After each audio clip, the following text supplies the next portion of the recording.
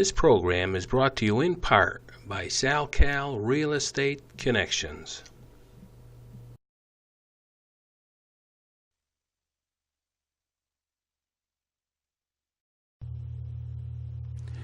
Welcome to Race in Action Today. We're here for round 2 of the Limerock Park Vintage Festival.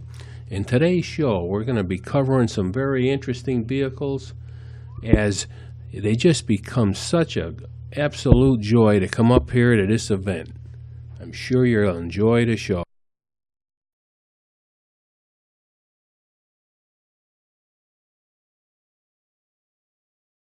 Yes, we have Jason Urban with us, who owns this absolutely gorgeous MG, which I have never seen one like this in my life, but I got a feeling you know a little bit about this car. I'm going to try. This is a 1935 MG P-Type. The car was converted to a race car in the 1940s by Harry Lester, who then went on to form Lester Motor Cars. Lester actually raced this car in England at various speed trials and hill climbs, then sold it on to another race car driver who raced it at Ulster with success, Prescott, and other English events through the 40s. So it has quite a lot of English success. I'm trying to further success this year. I'll tell you one thing, he built some beautiful cars, yeah. Lester. What he was doing was taking these initial P-types and converting them to a very lightweight aluminum body with his signature nose to the car, and just making a very light worked race car, race special. Now, how did you acquire this car? A friend of ours happened to have it, and he's a little bit taller than us, and so he didn't quite fit as well, and it fits us, it fits me and my wife like a glove, so we're able to just hop in and go, and I convinced him to kind of pass it on to somebody that's gonna use it. Where do you call home? We're from Pennsylvania, about an hour's north of Philadelphia. Okay. Do you go to different events all over the country, or? We typically stay to the East Coast with the VSCCA. I've done a few of the Pittsburgh Vintage Grand Prix with the car. This is our first Limerock Historic Festival, so we're taking in the sights here and the track time. How do you like Limerock? Oh, this has been a blast. It's although I'm a very small engine compared to some of the big guys in our group, it's still a very fun car. It's a very fun track, and this event's just been a lot of fun, even though we're sitting here in the paddock like this. I'll tell you, Jason, I've come to really like these Group 1 cars. And it's very odd because when I started doing this, TV stuff on these cars, I always gravitated to the high horsepower muscle cars. Mm-hmm. That's what I grew up with. But as time went on, these cars really caught my attention, I'll tell you. Well, they're really neat. Being on the track with these cars is like being in a car show. The cars are so different, you just sometimes want to hang back and just take the sights in because everybody's so different. Yeah, absolutely. They are just something to see out here, and I hope people get a chance to come out and see this because you just will see vehicles you never see in your lifetime. And that's part of this group. It's part of pre-war and Group 1, and there's a lot of history there. Well, we want to thank you. You were excellent. We're going to keep an eye out for you on the track, and I'm sure you're going to have some fun. Please do, and I'm looking forward to it. Thanks a lot, Thank Jason.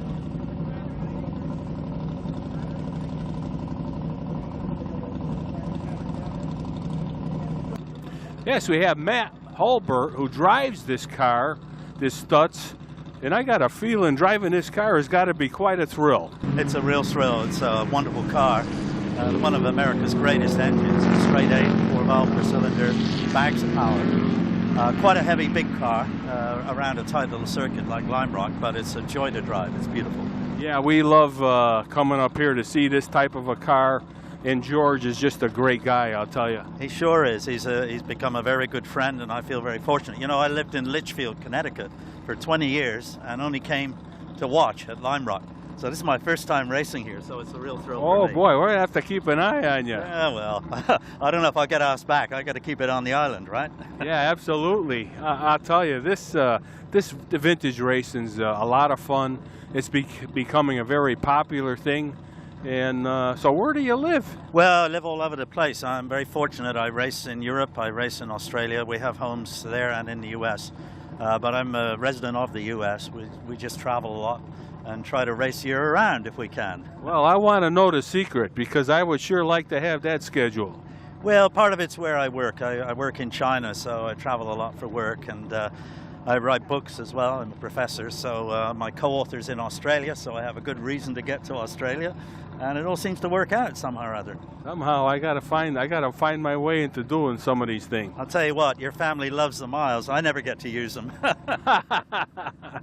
Well, I'll tell you, Matt, we're gonna wish you some luck today, and judging by that smile on your face, you're certainly gonna have some fun. I'm really enjoying myself. Thank you very much. Thank you.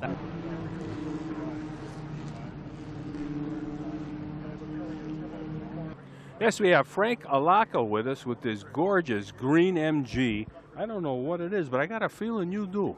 It's a 1933 K1 Series MG, six-cylinder, supercharged. Supercharged. Right. Wow. Yeah, it was made from a copy of a K3 MG, all right? And this was a special. It was built in the 50s.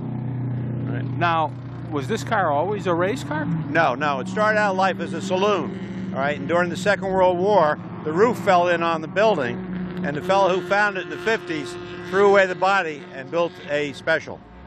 Well, I'll tell you, it's sure interesting looking. Well, it's been done for a long time. It spent its whole life in Scotland until I bought it. The chap that put it together is Maury Latham, all right? He now lives in France, and he did a magnificent job. He went to Austria to take the dimensions off chassis number 24, one of the original K3s, so that the car would look the same. Now, do you live close by? I live in Chester, New Jersey, okay? And it's about 3 hours from here, all right? And on occasion, I do drive the car, brace it, and drive it home, but not normally.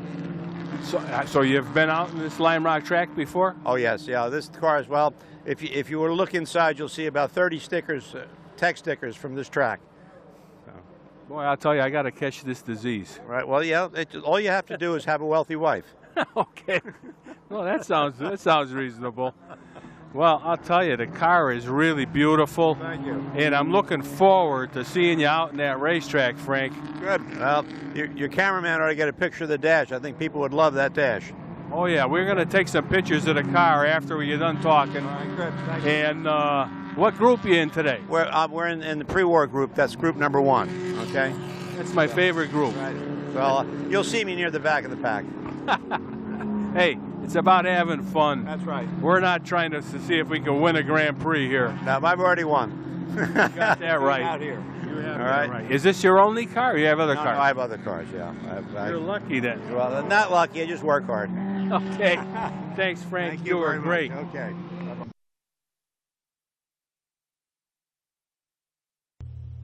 It just never ceases to amaze me what you'll see for a hood ornament on a car. And believe me, this is a very interesting one.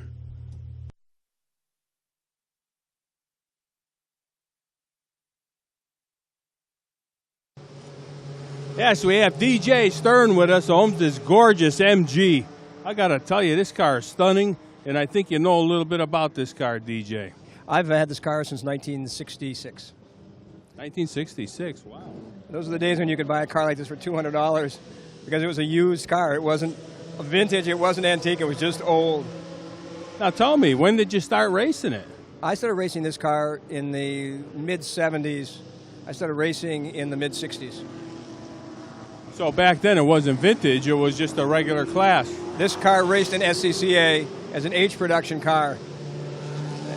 They dropped the car from the class about 84, 86 because there were none around that were racing competitively, and they'd all kind of converted to vintage. And so Wow. we're the last of the...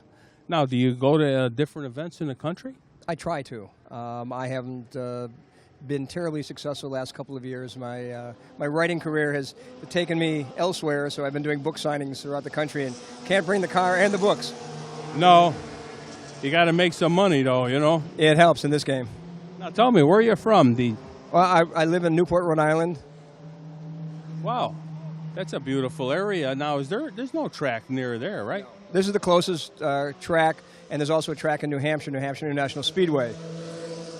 Have you gone to the vintage event there? I have a couple of times, and I've been able to go out to Pittsburgh. I was at Monterey last year for a vintage event, but not the big event. So I try to keep my finger in it as much as I can. Now, tell me, the track at New Hampshire, Do you like it? It's very hard on the car. There's a lot. I mean, I love the old course, which is called Briar, and that was really designed for sports cars. There are too many compromises in New Hampshire. A lot of transitions from one kind of surface to another, from the road course onto the oval, and with this kind of car, it's a little too fragile. Yeah, they don't like, changing. You just want a nice steady pace. And I think cars like this love Limerock. Well, it's a beautiful track. It's easy to drive. It's easy on the car. I only shift twice a lap, and I use my brakes once. So how good does it get? No, it doesn't get any better than that.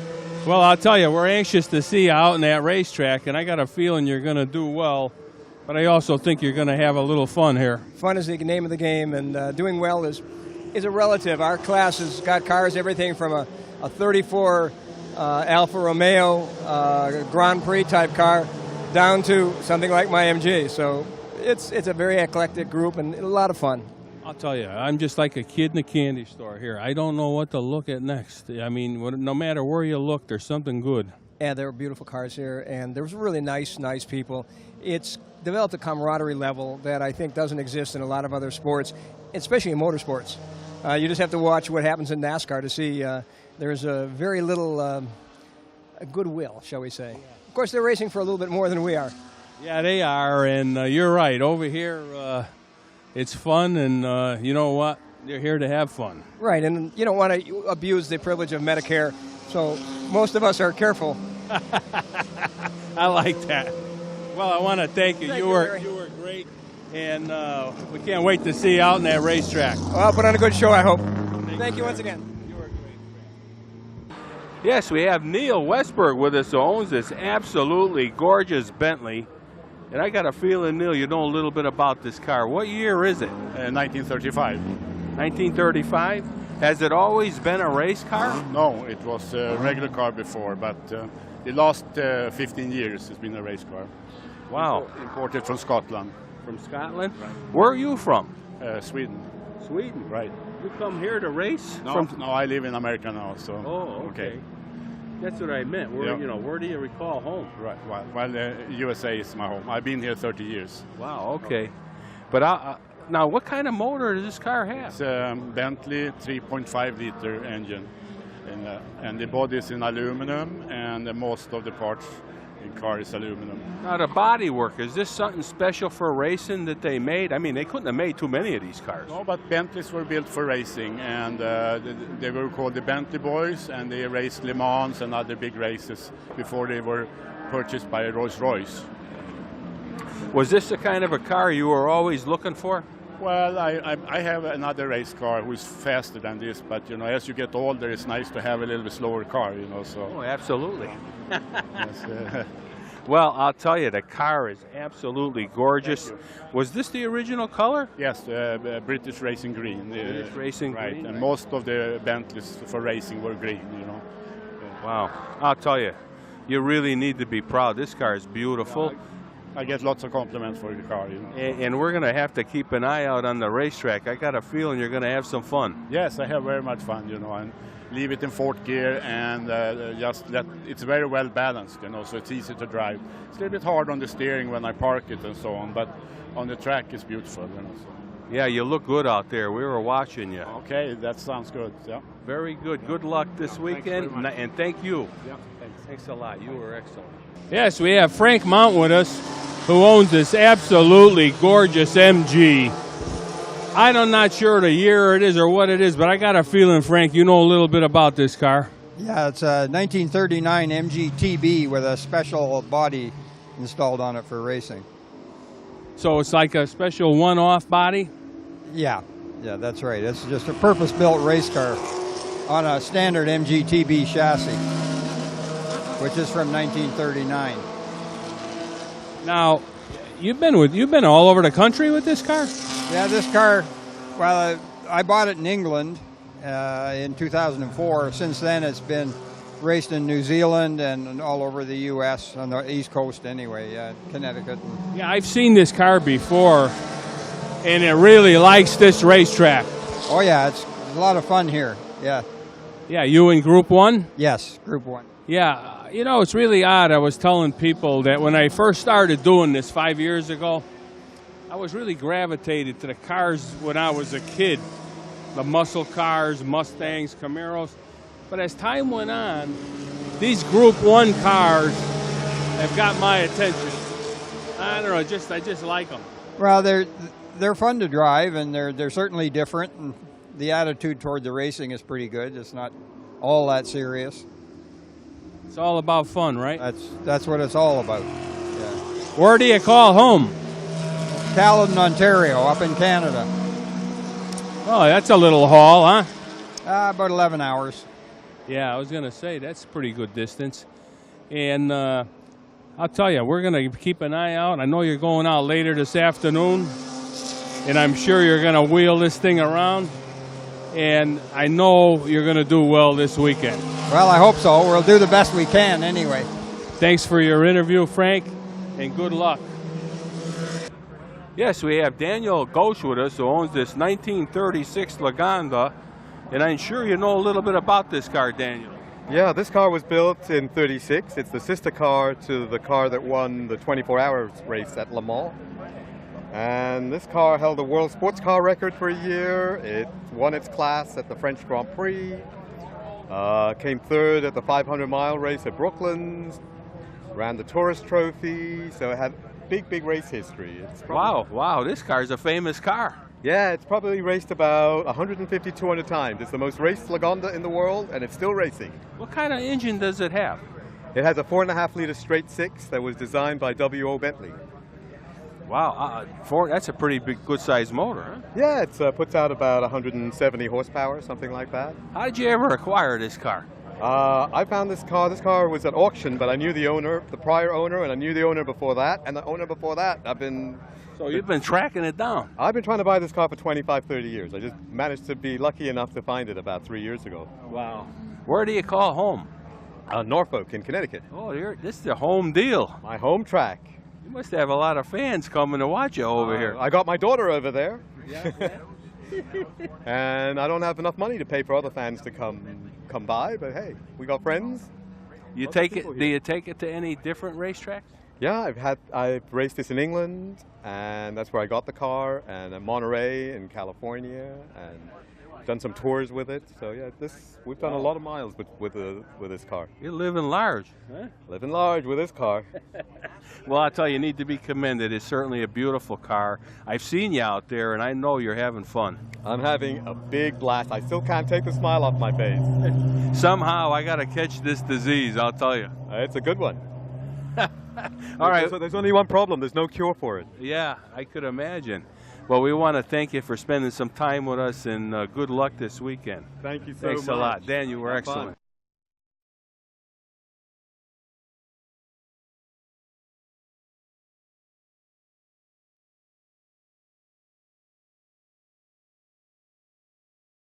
Yes, we have George Gleason with us, who owns this absolutely gorgeous Datsun 510. And I got a feeling you know a little bit about this car, George. Thanks, Larry. Sure, yeah, I bought it back in 1986 from somebody from Westport. Got my SCCA license back in '87. Been racing on and off ever since. First 10 years of racing, I did it quite seriously. And, lately with a wife and child and everything, and a little bit less, but get out when I can.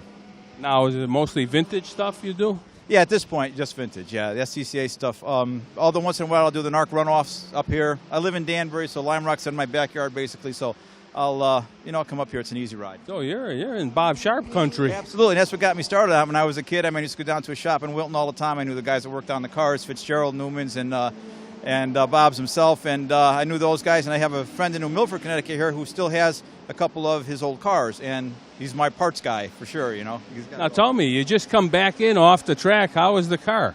Good. It's a new motor in here, so I just wanted to come in and check things instead of staying out for the whole session. So I'm going to go through it a little bit, maybe do a valve adjustment, check some things on it, and seemed good though so far, knock on wood. Yeah, I've been told by many people that this track likes these cars. It's a momentum track, and the thing is, you're on the brake or you're off the throttle just a little bit in the wrong spot someplace, and you've got guys climbing up your butt and passing you. It's a momentum track for sure, so if you can stay in the throttle and keep it going, you're going to do good. Did you bring this car anywhere else in the country? Or? The only other tracks I've been to is Watkins Glen and Pocono. Went to Pocono last year, and that was a real blast. Yeah, you liked it there? Loved it. We run the part of the NASCAR track. We run in the opposite direction, and very interesting how much banking's on that track that you don't really notice on TV. So this is a blast. You just hold it to the floor, obviously, with this thing, but it's a lot of fun. Yeah, I bet. I'll tell you, we're certainly going to be very interested to see how you do out there. And like I said, I have a son that owns a couple of these cars, and we're always interested in Datsun people. Sure. And I hope that you end up winning that class, but you know what? This is about having fun. Absolutely. And just being here is being a winner. It is. It's a lot of fun just to get out here. But, you know, you say I'm going to go out there and just keep clean and drive a good race and be careful. As soon as you strap the helmet on, that's all out the window. You want to win. Parnelli Jones, right? Exactly. You just want to go as fast as you can go and do the best you can. It happens to everybody. So. Yeah, I hear you. I know at some point I got to find my way out there and catch this disease, I'll tell you. There you go. You love it. Absolutely. Thanks a lot, George. You were excellent. Buddy. Thanks, Phil.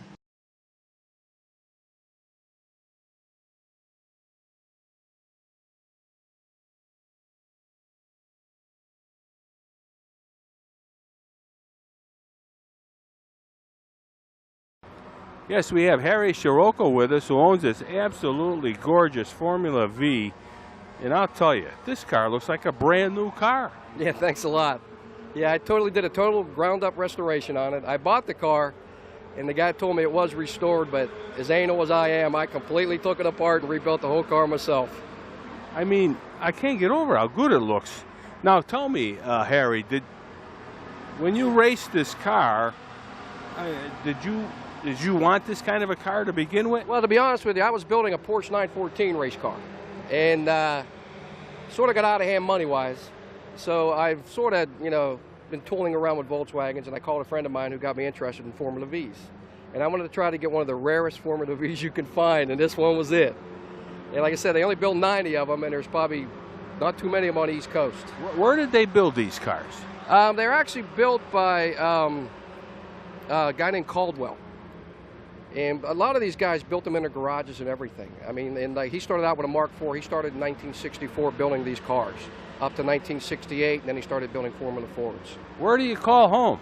I'm from Egg Harbor Township in New Jersey, right outside Atlantic City. Oh, okay. I used to race at Atco. You know where that is? Oh, yeah, Atco. Yeah, big dragway up there. Yeah. Yeah. Yeah. Yeah, we used to make a trip down there once in a while. Uh-huh. You know? Now, where do you call home for a racetrack? Millville, New Jersey Motorsports Park. I'm about half hour from it. That's more or less why I built the car.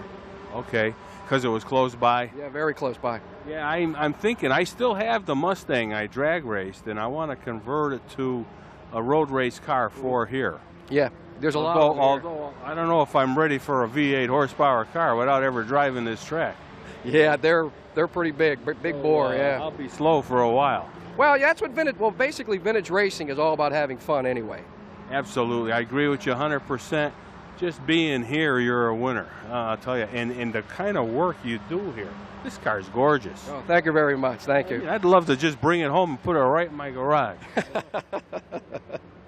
And it's clean. It's clean between every session. People, keep looking at me how anal I am, but that's the way I was brought up, really. So. Yeah, my wife would get a kick out of this. I'll tell you, because I'm like that way with some cars myself.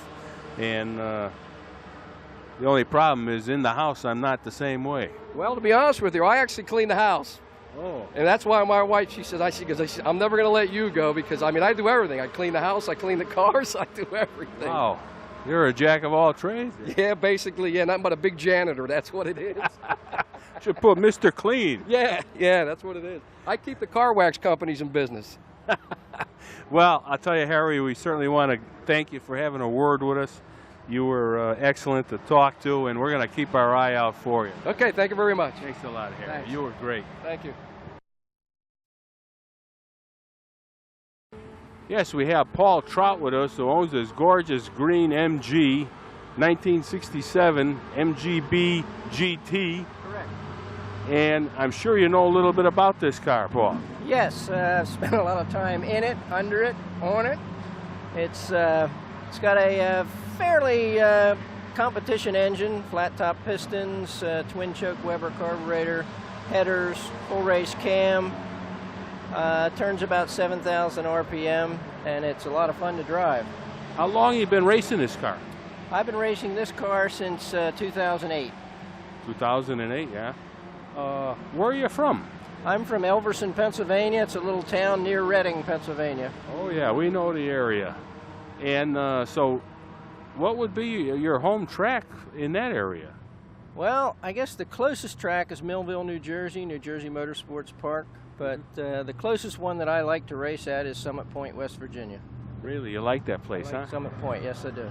What group are you in? I'm in Group 9. 9? Group 9, yeah. I race at 12:15 and then don't race again until 5:15.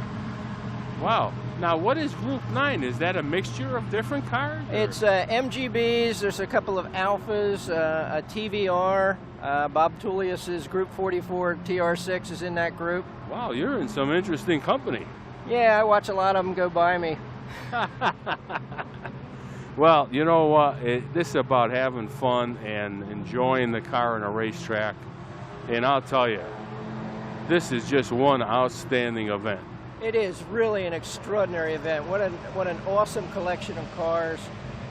Great group of people, and the fact that it's the MG Vintage Racers 30th anniversary focus event, just a sea of MGs. And you're right about the spirit of the racing. I often say that for me, a good weekend is I finish the races. A great weekend is if I get to pass somebody. And I'm sure if it comes home in one piece is even better. Absolutely. Well, we want to thank you, Paul. You were great to talk to, and we wish you luck. We're going to keep our eye out for you out there. I appreciate it. Thank you very much. Thanks a lot. I hope everybody has enjoyed the show as much as we have producing it. It has been one outstanding event here up at Limerock for this vintage festival, and please tune in for our next segment on this absolutely wonderful vintage event.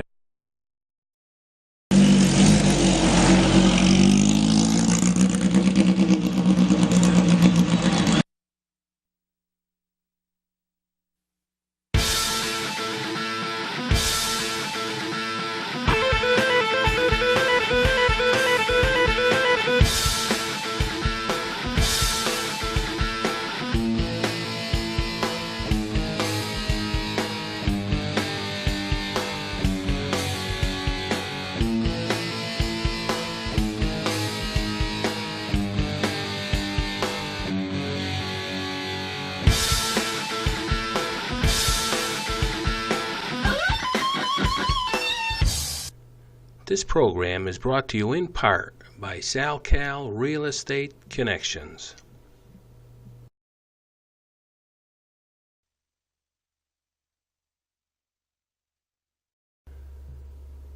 Thanks to the Race in Action Today crew, Dwayne Cody, Bill Majak, David Seidlinger, and Lisa Backus. And also we want to thank our home station, Nutmeg TV, for all their support and all the great things they do.